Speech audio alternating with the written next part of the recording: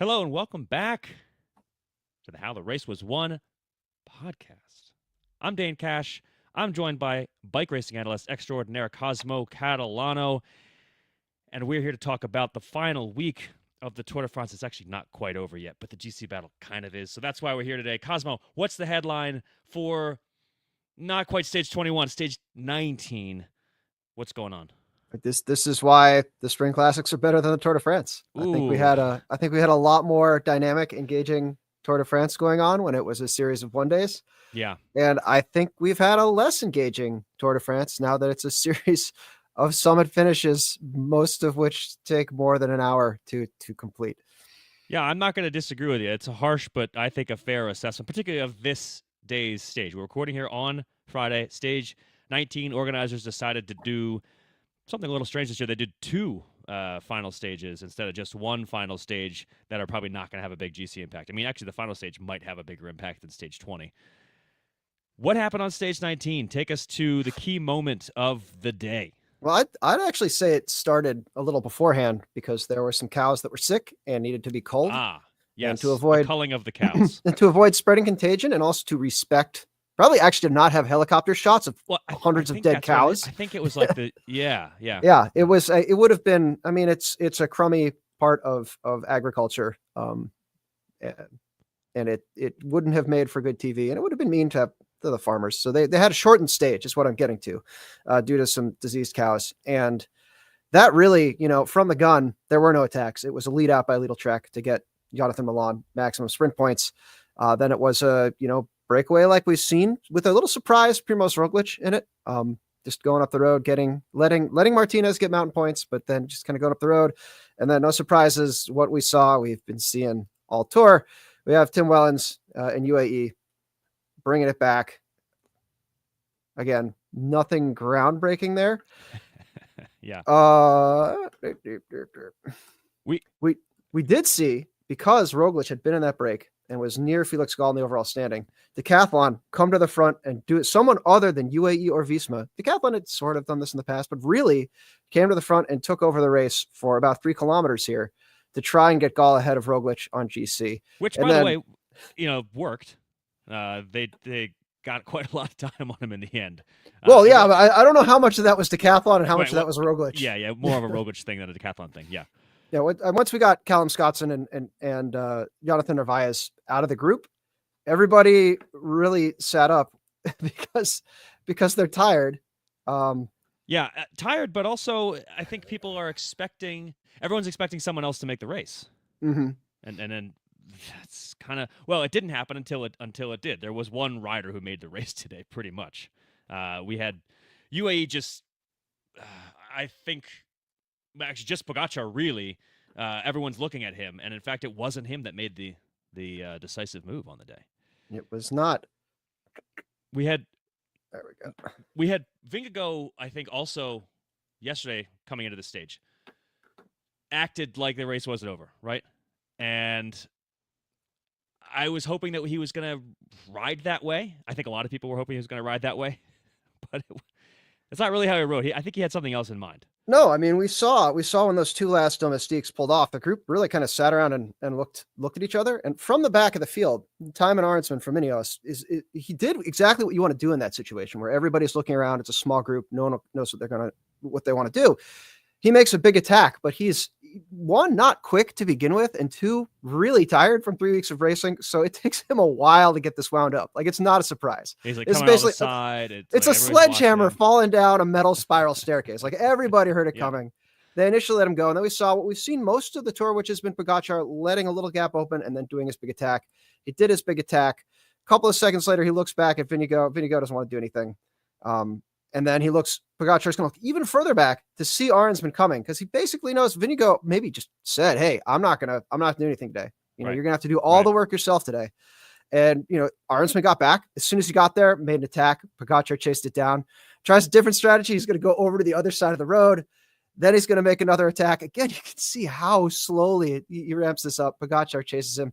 One more time, he goes from the back again. Vingegaard's eating food, so Pogacar knows he's not going to go and chase him down. They kind of look at each other, and that's it. Arensman is gone. He's up the road. That's sort of like stubborn, idiotic persistence, I think, especially at this stage in the race, is what's going to win you stages, is what's going to get you to the front. He got about 30 seconds here before Gall came up and kind of took over pacemaking again, until the point where Roglic was, I think, 9 minutes down. Mission and accomplished. it was very much, it was always a little bit nail biting. Like, I think at any point, Pogacar probably, if you put a gun to his head, could have chased him down to win the stage. It was weird that he didn't. I mean, I think he's tired. I think he's tired. I think he doesn't want to give Vingegaard the satisfaction of kind of coming around and win the stage. Like, Vingegaard cross. So Arnsman wins the stage. Vingegaard crosses in second, with Pogacar on his wheel. Not a decisive defeat, victory, whatever you want to call it, but also the only time this Tour de France, I believe, where Vingegaard has gained time on Pogacar. In bonus seconds only. Yeah, only on bonus seconds, but still gained GC time. And it's, I think Vingegaard's finished ahead of him once or twice in a group sprint, but nothing where it was relevant. It was, the whole finale. I mean, so the decisive moment of the day was basically Vingegaard eating food. Pogacar had already done some chasing. Arnsman being stubborn. And Arnsman, and I love afterward, I think he said something like, I wouldn't take no for an answer. And, that's what he just kept doing. It kept going and going, and eventually it worked.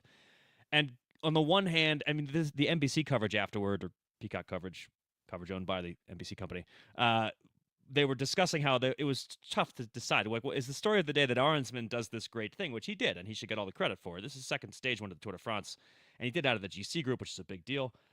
Or is the story the fact that these two guys who are the biggest stars of the GC battle, of general classification racing in the world at the moment, they didn't really do anything. And I mean, yes, in the moment, the Arnsman story might have been the big story, but I mean, if we're looking at the last week of racing, it's got to be the GC battle, and the GC battle really petered out today. I mean, the GC battle kind of ended in a whimper at the. It kind of ended in a whimper yesterday. I feel like. Ended in a whimper yesterday. So let's now that we've discussed how Arnsman took advantage of this détente, that's a nice way of putting it. Took advantage of them just being pretty blasé about it. We should say that at least Vingegaard did try to attack yesterday on stage 18. We saw yet another wildly ambitious Visma plan. Like, yes, this is 71K to go that we're looking at in this picture here.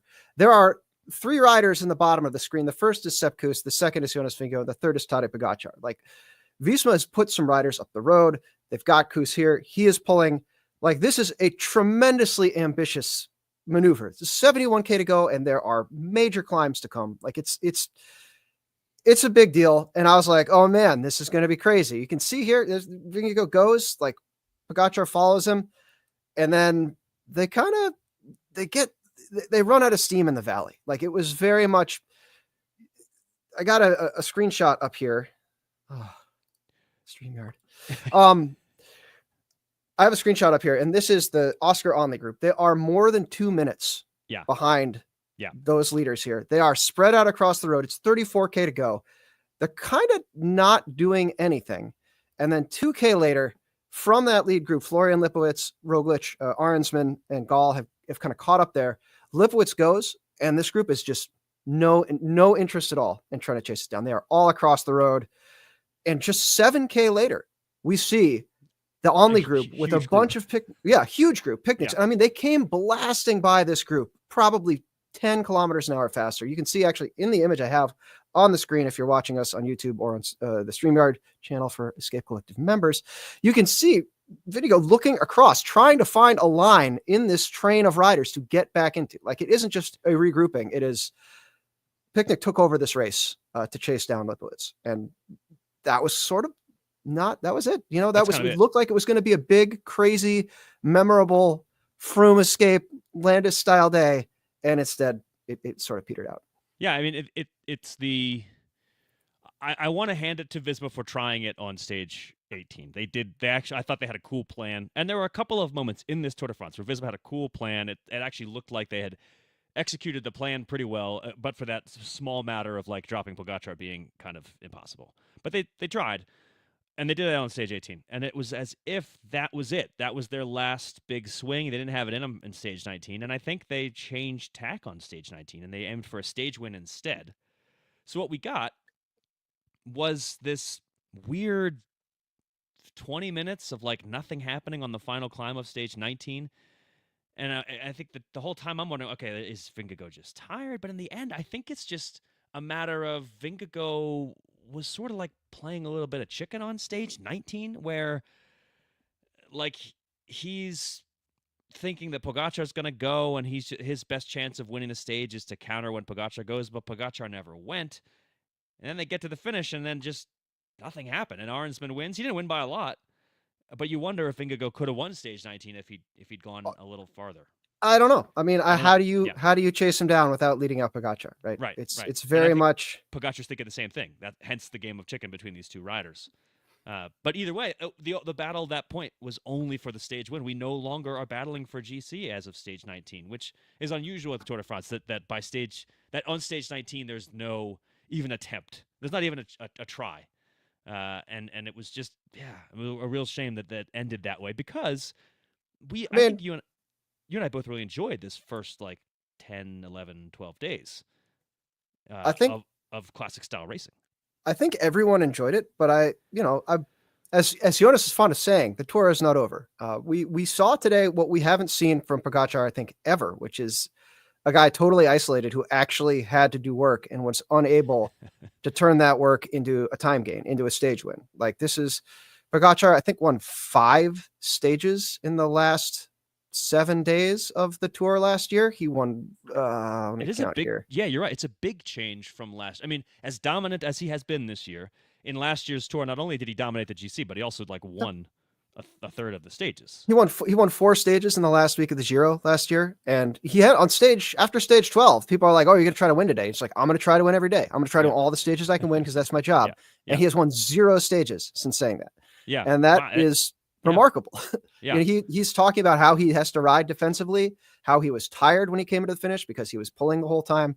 Like, it's really late in the game. Like, it would have been great to have Pogacar like this on stage 16. And I think that's sort of what Visma had been planning the whole race. Like, they have ridden almost as hard as they can possibly ride, with the exception of maybe stage 18, to really just pound the crap out of Pogacar and find those moments where maybe he's weak, maybe he bonks.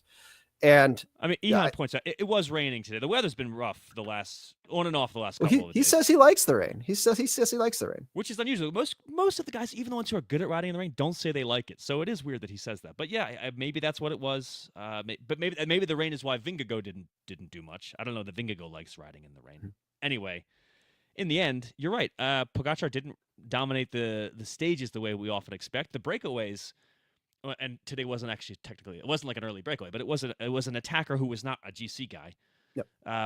Last year, I remember I wrote a story about how Pogacar is pretty much the one who decides every day whether the breakaway gets to win or not. And this year's Tour was so different.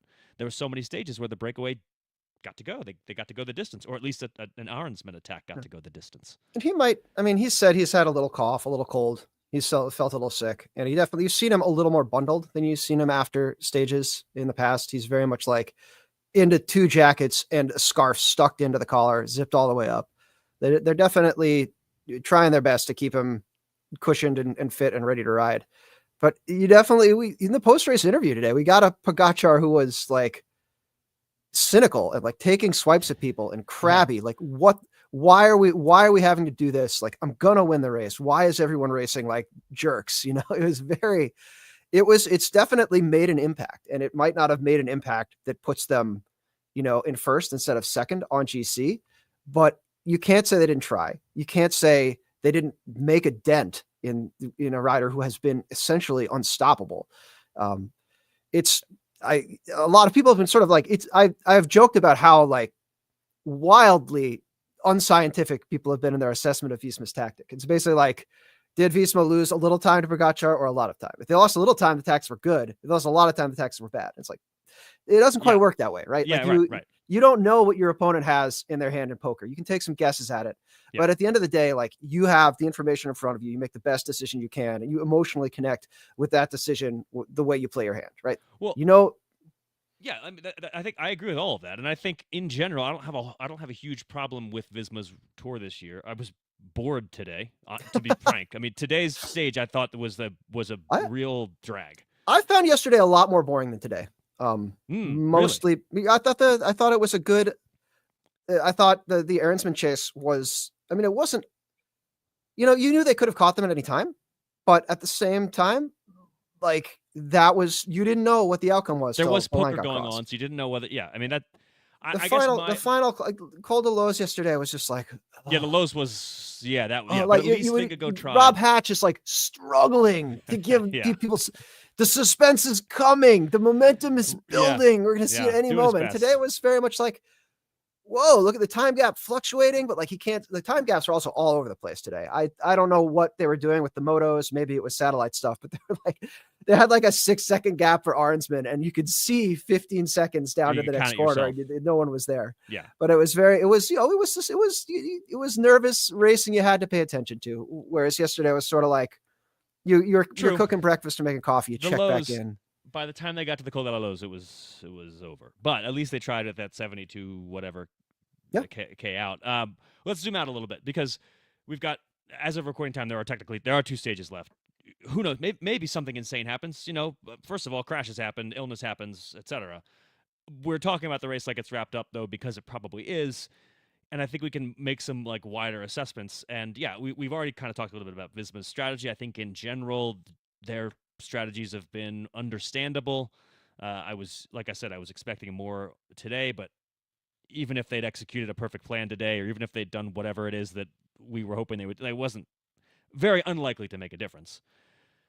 And another thing in maybe Visma's favor, not really Visma's favor, but like another note, Pogacar really only gained like the lion's share of his GC time on like 2 days. So as dominant as he has been in the general classification battle at this tour, it's actually interesting to me how well Vingegaard rode most of the time. It wasn't like Pogacar was minutes ahead of Vingegaard every day.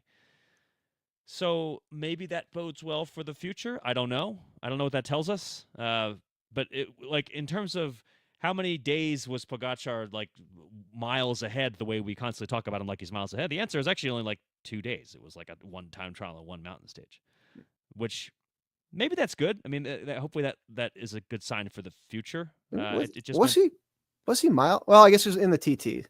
The TT gaps weren't enormous, right? Weren't they both around a minute and a half? I would say the flat TT was the first real disappointment for Vingegaard. And then the 1 mountain stage where he lost like 2 minutes. And then other than that, they were pretty close. Of course, you could also say that maybe Pogacar could have gotten more. Like this was like the argument that people would make in the Froome years where it was like, oh, well, actually, Quintana gained a minute today. And it was like, yeah, because Froome just didn't care. And he watched him go up the road and he wasn't going to chase him. But, he could have won by 20 minutes. So who knows? Maybe Pogacar could have won this race by more than he's going to. Well, I mean, we've seen Pogacar in the past winning stages because he can. He says that's what he wants to do. He says before certainly before stages, he's like, are you going to try to win today? He's like, yeah, I'm going to try to win today. And he didn't do that. And I think that may be a big difference between Froome and Pogacar, between the sort of like Ineos approach of just don't do anything dumb and we win the GC versus the Pogacar approach of I am capable on paper of winning everything. And so let's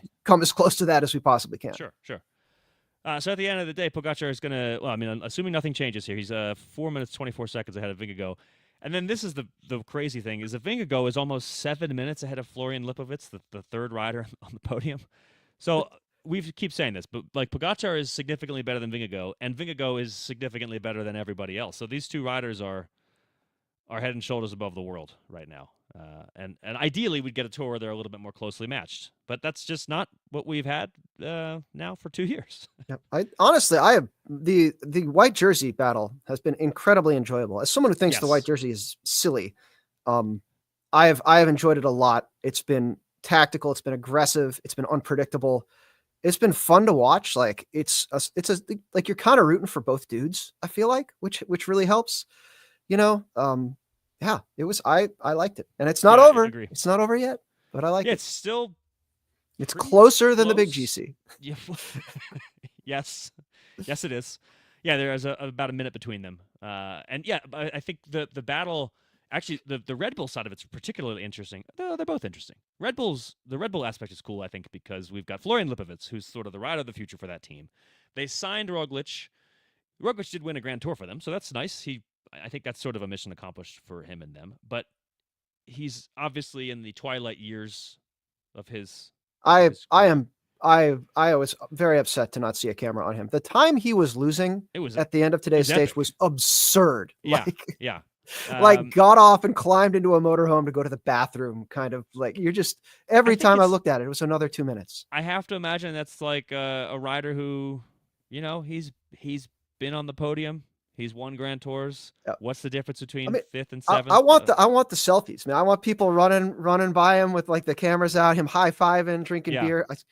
There is a rumor that when he made the switch to what was then Bora, that like when he was getting his bike fit, he brought beer to the bike fitting and started like cracking them open and drinking like during the bike fit. So that's the sort of guy. Late stage Roglic is great. I was a little. I mean, yeah. The interesting dynamic here is that Lipovitz is the rider on the rise with this team. He's probably going to finish on the Tour de France podium. He's young. He's very talented at both climbing and time trialing, which is what you need to be to win Grand Tours. Roglic is the rider of the latter half of his career, and also this team has been connected to signing Remco Evenepoel. So lots of dynamic things happening over at Red Bull, and it's interesting to wonder what they're going to do if they've already got a guy on the we've got it's Remco at home. They've got Florian Lipovitz already, who's going to be a Tour de France podium contender already. Is Roglic's contract up this year, or does he have one more year? This is the tricky question. Roglic was, I think, initially signed to a 2-year deal, but reports, I think Daniel Benson reported this a couple months ago that he has signed on for another year. It's just not been officially announced. Okay. So we're probably going to see him there next year. I like the idea of unhinged Roglic. I do too. It'd be cool to see.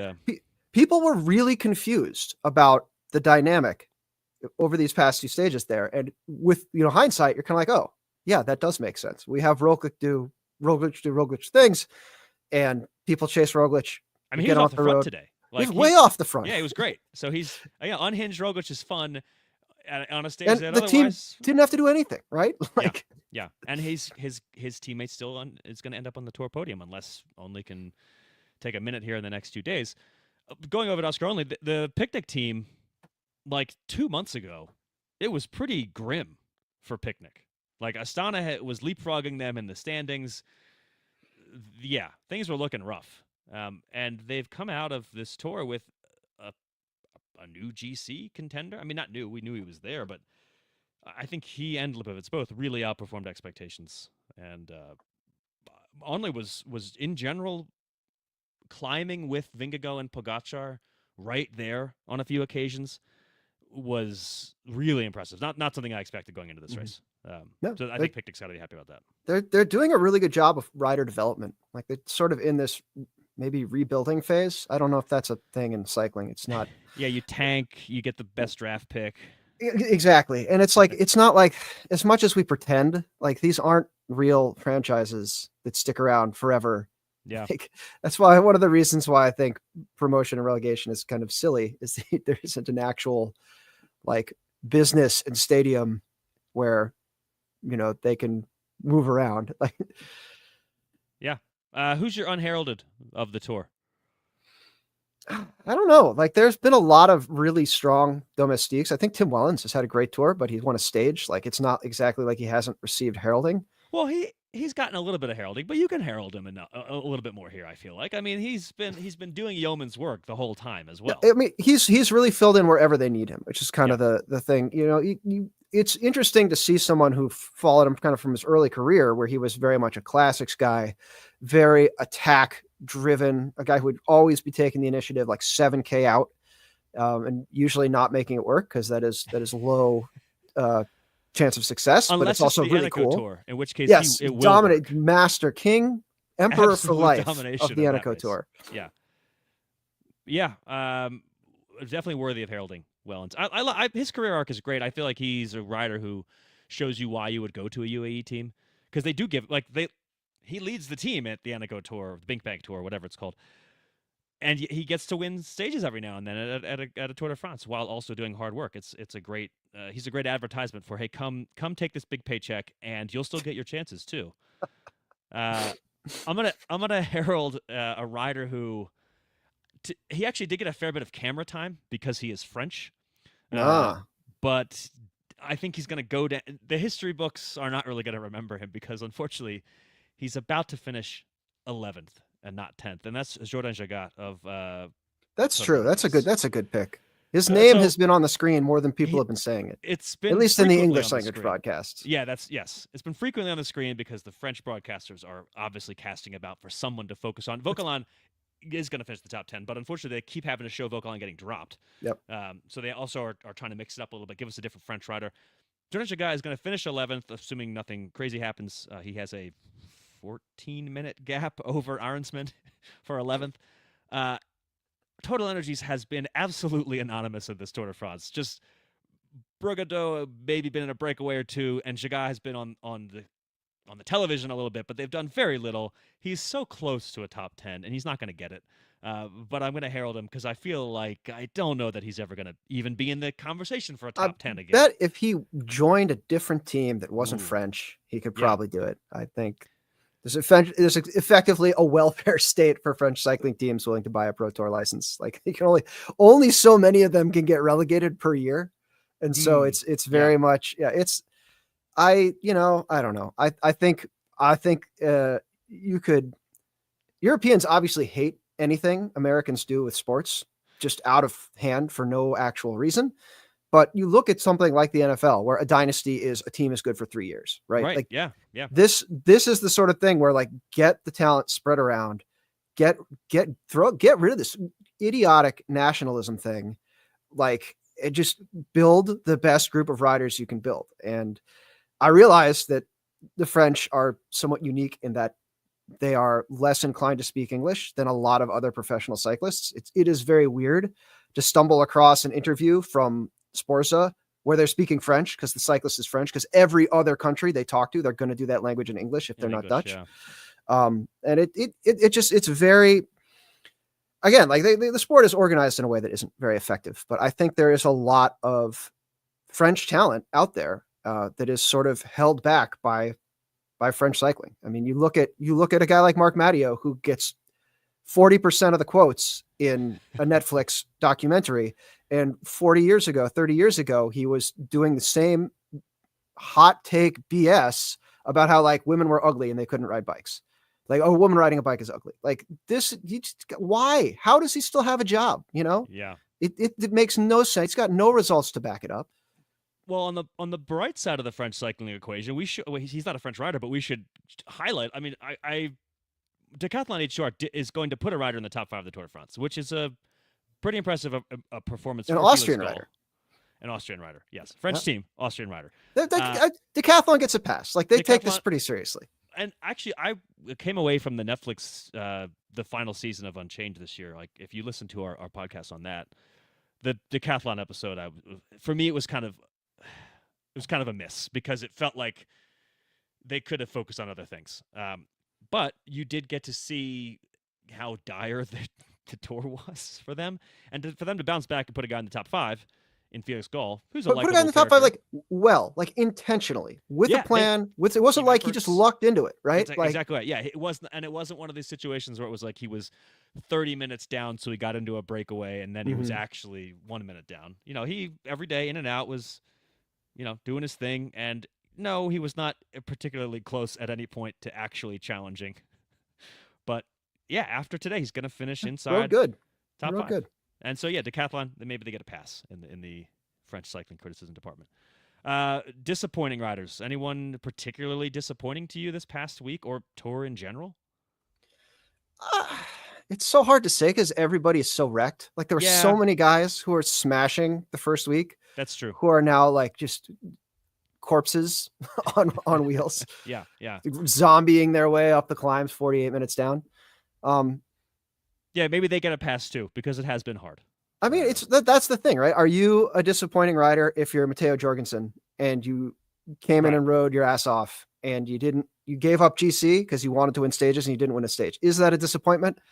I don't think you can say so because I think you're right about that because I was disappointed in him earlier in the race, but I think by this point you're right. Maybe we can say everyone did their best. All right, so maybe they can't be considered disappointing at this point in what was a very hard race. I mean, it was a really, really hard race. They designed this race to have this sort of close first week and a half, and then they have these really hard stages. Like the stage 18 was like the hardest stage ever.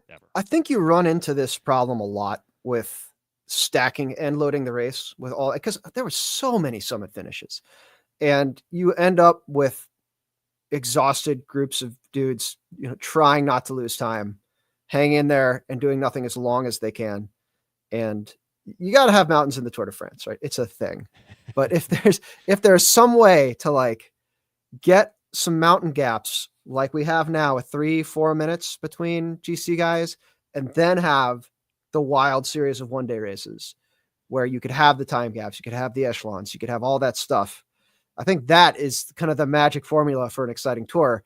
I think it's also like probably never going to happen because at the beginning of the tour, everybody is there, right? Teams are at full strength.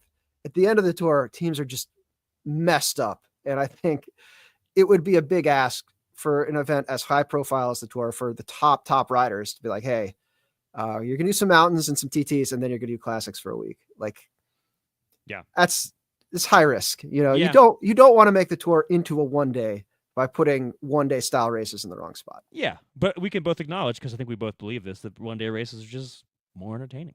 I would say better. I think you can say better. Okay. Ben Healy, last rider I want to spotlight. He's going to finish the top 10 of the Tour de France. Never would have guessed that was going to happen.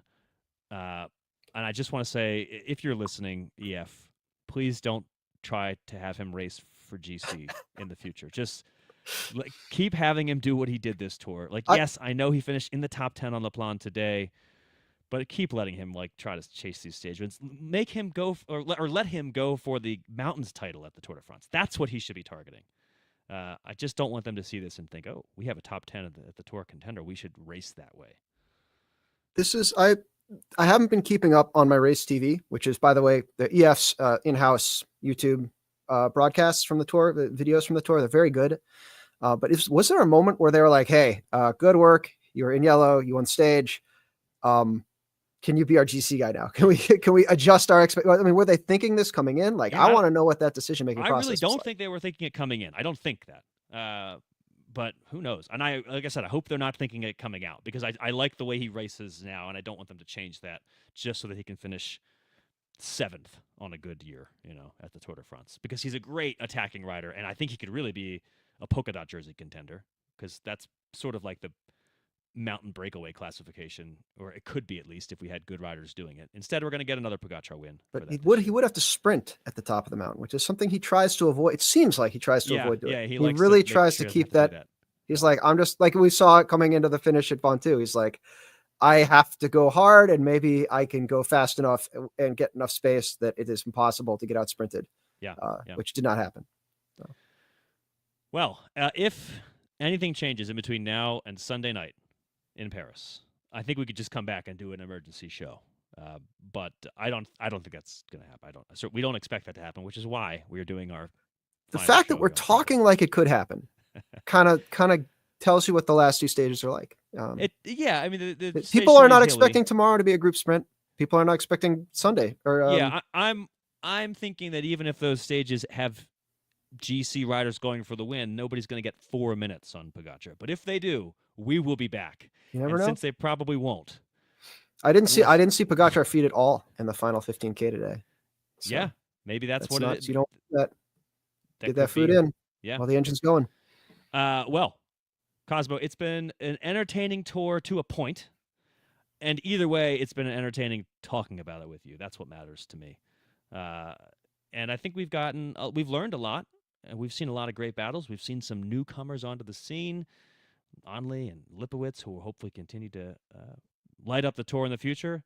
Maybe Vingegaard next year, he won't have those 2 bad days, and then we'll get a whole different story. Maybe Pogacar will have a bad day. Maybe Pogacar will have a bad day at some point in the next 10 years. Maybe. In the meantime, at least we've got the Vuelta and Worlds, Lombardia, lots of great races coming up. We'll be back at some point, I'm sure. But for now, cyclocross. Do some cyclocross. There is a value to taking a little bit of time off, I think, in the wintertime, for me. But if you want to watch the cross, you can. Anyway, hope you enjoyed the show. Hope you enjoyed the tour. Even if we've been complaining about a stage like today, I hope you enjoyed all the action that was happening, because there was plenty of it. You were complaining. I know I was not complaining. complaining. Yeah. Anyway, hope you enjoyed everything. I'm Dane Cash. Who are you? What was this? I'm Cosmo Catalano, and that was the How the Race Was Won podcast.